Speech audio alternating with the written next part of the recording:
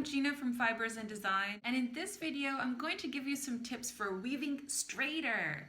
Let's get started. Weaving straight starts from the very beginning of your weaving. One way to start weaving straight is by adding some spacers to the bottom of the weaving.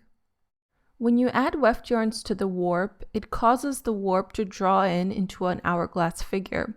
But when you add a few spacers, it gives the warp a little bit of time and space to straighten out at the base.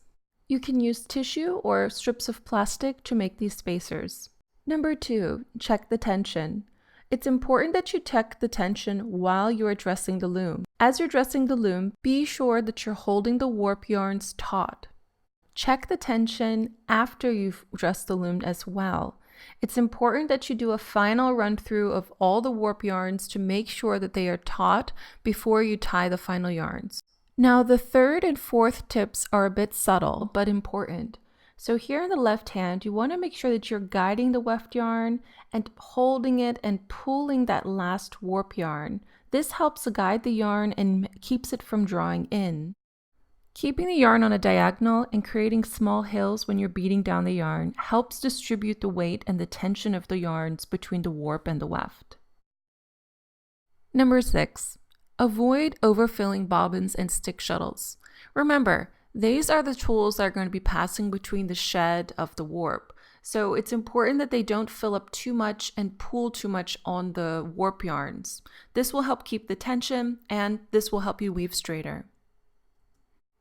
The number of ends per inch can heavily influence the appearance of a design and the relationship between the warp and the weft yarns.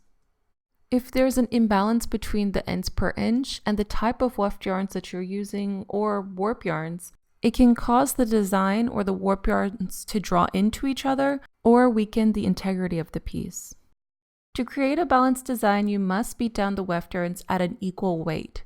If not, it can draw in the yarns from one end but not the other. It can create lots of inconsistencies throughout your piece, including on the edges of the work.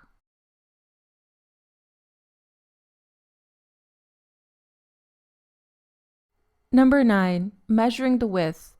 The width of your weaving might vary as you're weaving it. So you could take a ruler to it and check every few inches to make sure that you're consistently weaving at the proper width. Number 10, shortening your project time. Weaving with the schedule can help you weave a lot faster and complete your works in a more timely manner. But most importantly, it helps keep the tension, which makes you weave straighter. I hope that these tips are helpful for you and that they help with your weaving. And if you have your own tips and tricks for weaving straighter, then please leave them down below in the comment section and share with the rest of us. From these tips in the video, which were your favorite or which do you use? Please leave a comment down below and I would love to hear which one that you like to use.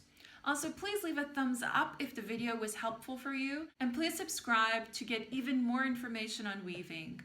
Thank you so much for watching and see you next time. Bye.